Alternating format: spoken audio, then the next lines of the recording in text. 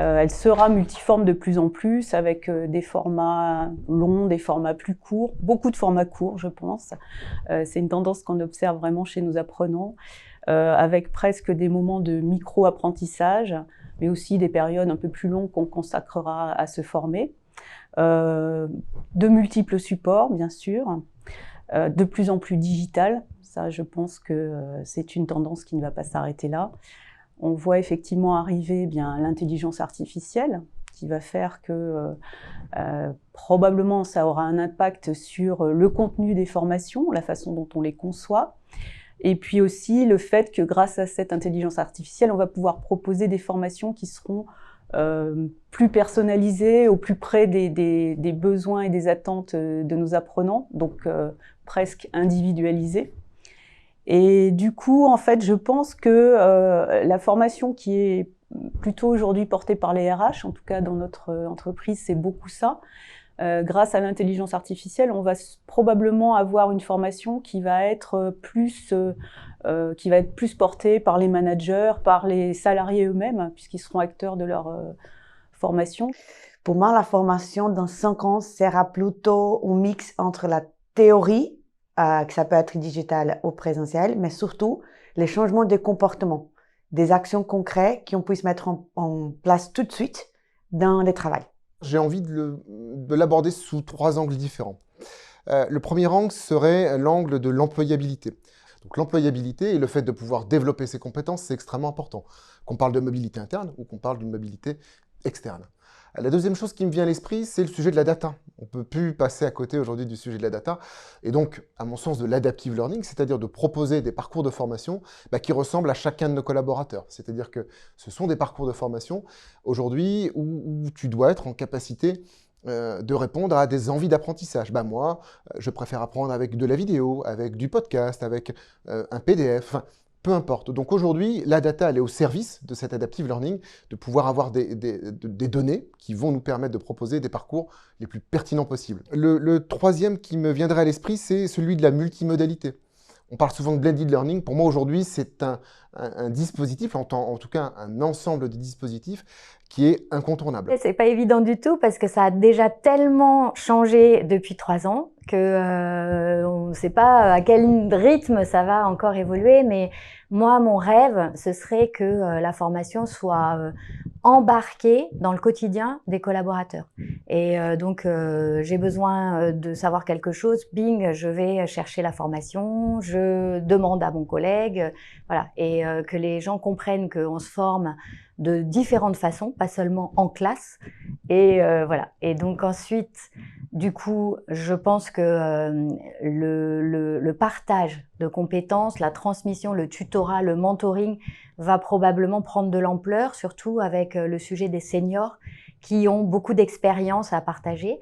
Et enfin, j'aimerais développer les communautés apprenantes et encore une fois du partage entre les personnes qui ont besoin et celles qui savent, et voilà, en permanence.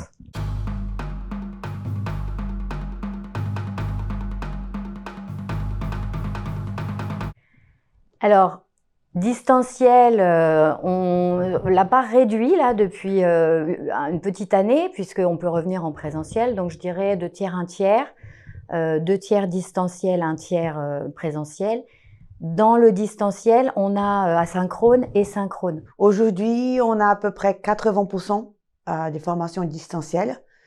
Et pour nous, c'est la base parce qu'on a un réseau assez large de magasins. Et c'est qu'avec les distanciels qu'on arrive à toucher tous les collaborateurs n'importe où. Je dirais entre 10 et 15%. Alors, ça peut paraître peu, mais il ne faut pas oublier que chez nous, on vient d'un univers, en tout cas l'univers de la mutuelle, où le présentiel, notamment avant les années 2020, représentait une très large partie de cet ex-plan de formation, aujourd'hui plan de développement des compétences.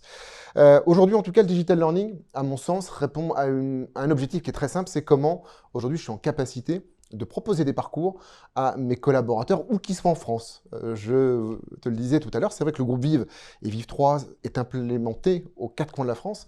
Donc il faut qu'on soit en capacité d'offrir de l'accessibilité. L'accessibilité, ça passe par ça, mais ça va passer aussi par le fait de pouvoir mettre des parcours de formation à disposition sur smartphone, de mettre des parcours à disposition sur tablette, mais aussi de pouvoir les proposer à des populations qui sont parfois un petit peu éloignées de ces dispositifs de formation.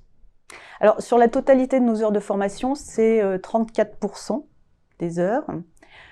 Ça peut paraître peu, mais alors en fait, dans nos formations, comme je vous disais, en fait, on a plusieurs écoles et on a donc de nombreuses écoles métiers ou avec des formations réglementaires où le présentiel est obligatoire.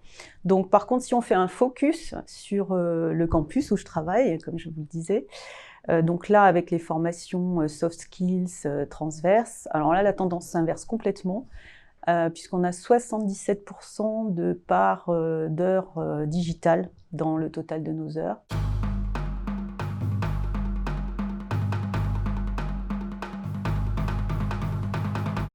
Je pense que la compétence principale aujourd'hui, et on revient sur ce qu'on disait un petit peu avant, ça va être celle de l'autonomie, de la responsabilisation.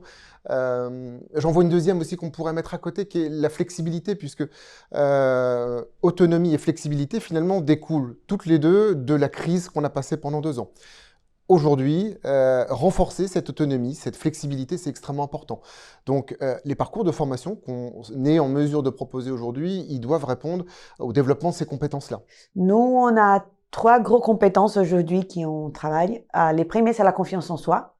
On parle d'expérience cliente quand même, donc il fait que nos collaborateurs, collaboratrices surtout, se sentent à l'aise d'y aller parler avec la cliente. Et ça passe par la confiance en soi.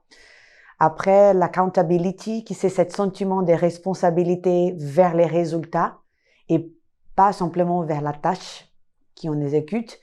Et le troisième, c'est tout ce qui touche la partie technique de la vente, expérience cliente, le futur de la vente aussi, pour qu'on puisse améliorer les services qu'on rend dans nos magasins. Alors, chez Natixis, on est beaucoup, bien sûr, sur les soft skills, le leadership, et puis énormément sur l'anglais, puisqu'on a vraiment un modèle international.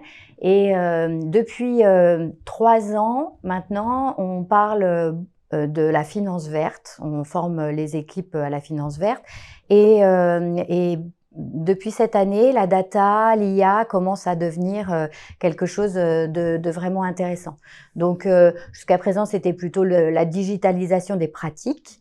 Et aujourd'hui, on voit que data IA prennent beaucoup d'ampleur. Ce que l'on a toujours, c'est tout ce qui est autour de la maîtrise des risques. Bon, c'est notre ADN, bien sûr. Mais un axe très important de la formation à Air France maintenant, c'est tout ce qui est autour de la transition écologique du transport aérien. C'est vraiment effectivement un axe très fort de nos orientations formation. Alors après, outre ces axes-là, effectivement, on a toujours une thématique très importante en matière de formation, c'est tout ce qui est formation à l'expérience client, à la relation attentionnée, en soutien du positionnement et de l'image de marque d'Air France, hein, qui est extrêmement forte. Donc ces formations-là sont très importantes pour nous. Et puis ce qu'on voit monter depuis cette année, c'est les demandes de formation autour de la data et autour bien de l'intelligence artificielle, évidemment, qui est une thématique qui a surgi et qui s'est accélérée au cours des derniers mois avec l'arrivée de ChatGPT.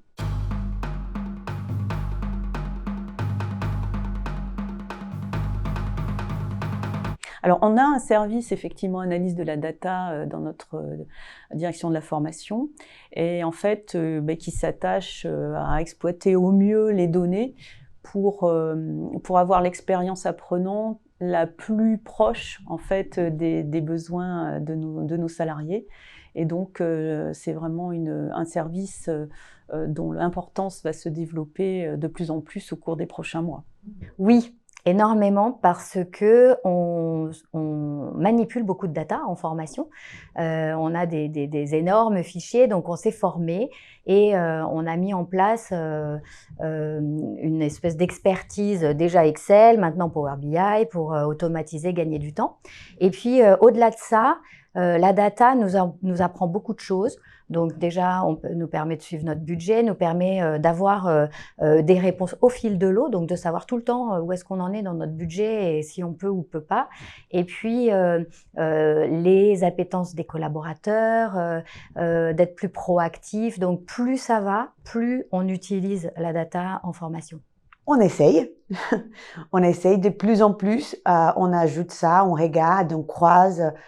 Mais c'est vrai que c'est un challenge aujourd'hui chez Etam parce que de nouveau, on parle d'un réseau assez grand, donc des suivis à chaque formation et chaque résultat impacte surtout l'impact de la formation dans le travail. Ça, c'est le plus dur pour nous. Mais on essaye, on travaille. On s'y attelle, on essaie de le faire. Chez nous, vraiment, on l'aborde de plus en plus puisque au sein de Vive3, on a des équipes qui sont aujourd'hui complètement dédiées au traitement de ces données, au machine learning, à essayer justement de faire parler ces données. Parce que finalement, on a toujours eu plein de données. On a toujours eu plein de données, mais on ne s'en servait pas forcément. Donc aujourd'hui, l'objectif vraiment de toute cette partie data données, c'est bien d'en avoir, mais concrètement, qu'est-ce qu'on en fait? Et chez nous, en tout cas à la formation Digital Learning, en quoi elles peuvent apporter un plus et surtout en quoi elles vont nous permettre de répondre de manière pertinente à des besoins qui sont exprimés par nos collaborateurs.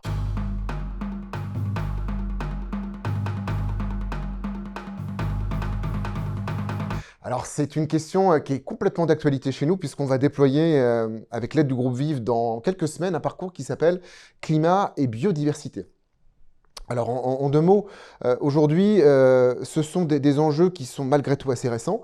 On a chez nous une direction qui est chargée d'y répondre et on essaie, nous, de le faire au quotidien. Alors, j'ai envie de prendre un exemple qui me vient à l'esprit, c'est ce qu'on fait chaque fois, chaque année, ce qu'on appelle une action de cleaning global. Alors cette action, elle passe par aussi bien de la prévention, comment on peut stocker de manière différente, comment on peut échanger au quotidien de manière différente avec les réseaux, avec Teams, avec comment je me dis que quand je suis dans le cadre d'un projet, j'ai plusieurs versions de travail d'un document. Comment je me dis à un moment ou l'autre, je ne n'en garde qu'une, les autres, je n'en ai plus besoin, je vais les supprimer. Donc on est vraiment dans une double optique, une optique très globale, puisque c'est ce fameux parcours que le groupe Vive va proposer sur au quotidien, qu'est-ce que moi je peux faire en tant que collaborateur pour le climat et la biodiversité, et d'une manière un petit peu plus technologique, j'ai envie de dire au quotidien dans les gestes que je peux faire, eh bien on va avoir les actions de sensibilisation qui sont faites tout au long de l'année, pour que chaque collaborateur ait bien conscience que ça n'est pas expansif, ça n'est pas non plus quelque chose qui n'a pas de limite. À un moment ou à l'autre, on a des serveurs, et il faut qu'on en prenne soin, entre guillemets, au quotidien. Donc voilà, en tout cas, on se pose vraiment sur plusieurs strates, encore une fois, pour répondre à ces différents enjeux chez Vive3. Pour moi, ça passe sur la prise de conscience pour l'information, explication, à donner du sens à pourquoi certaines actions, pourquoi il faut mettre en place certaines actions. Et c'est comme ça que la formation va aider à comprendre quoi faire pour le futur. Alors pour nous, c'est vraiment l'ADN de notre métier à ce jour. C'est pas vraiment l'ADN, mais c'est ce qu'on doit apprendre. C'est la transformation de notre métier. Donc on est très sollicité en formation pour accompagner les collaborateurs sur des pratiques métiers, puisque notre métier, c'est d'investir dans des entreprises et d'accompagner leur transition écologique. Donc, on a également une réglementation qui évolue, donc qui nous pousse, et du coup, les collaborateurs sont très appétents à ça, et on a vraiment cette impression d'avoir un impact sur la transition, sur l'environnement avec notre métier. Puisqu'en fait, c'est un enjeu stratégique majeur pour les compagnies aériennes.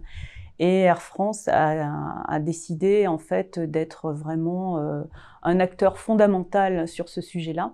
Et donc, nous, en formation, en cohérence, on propose de nombreuses ressources.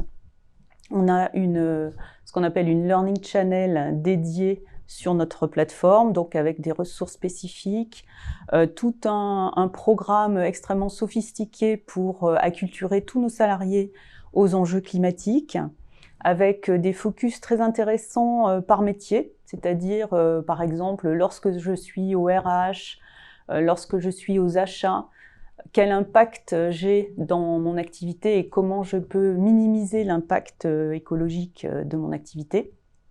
Et puis aussi, nous avons monté un MOOC spécifique sur la stratégie d'Air France en matière de transition écologique, puisque là, évidemment, les ressources, c'est nous qui les avons. Donc, nous avons monté cela avec des interviews vidéo des principaux dirigeants d'Air France en charge de la transition écologique. Voilà. Et nous proposons aussi des ateliers thématiques, présentiels pour tous nos salariés.